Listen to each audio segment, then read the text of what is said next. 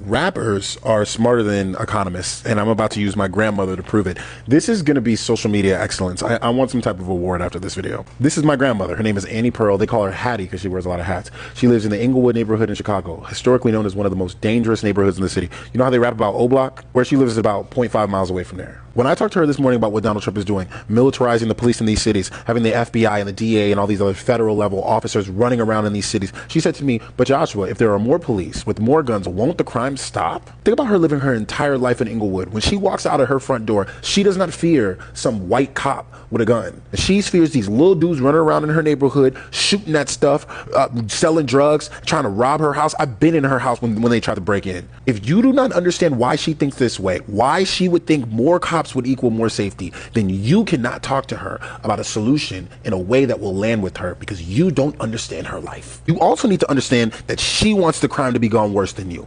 Worse than you, white policy wonk who lives in DC and reads the New York Times every day. Worse than you, liberal white man, poli-sci major who went to George Washington, has never seen the inside of a public school. She wants it worse than you. The only issue with her thinking is that the data don't back it up.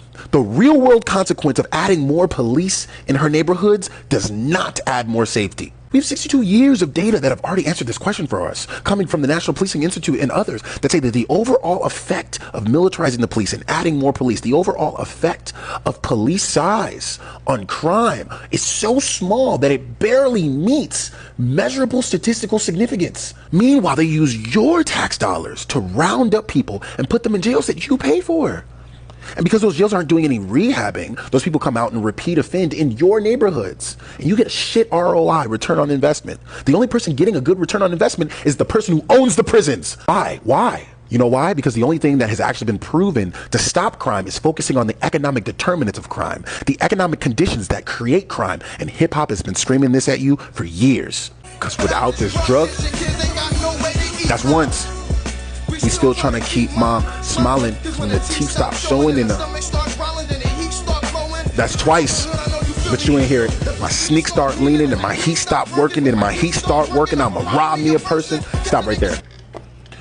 Those are the economic determinants of crime. If my sneak start leaning and my heat stop working, then my heat start working, I'ma rob me a person.